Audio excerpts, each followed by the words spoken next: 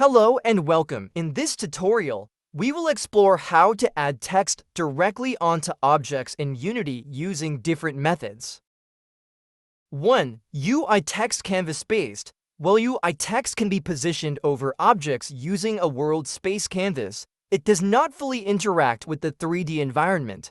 This makes it a good option for labels that need to stay readable from any angle. 2. 3D TextMeshPro World Space Text. 3D TextMeshPro, on the other hand, allows text to exist within the game world as a real 3D object.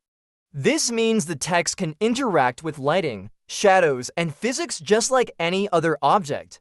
It is ideal for writing directly on surfaces like billboards, name tags above characters, or engravings on walls.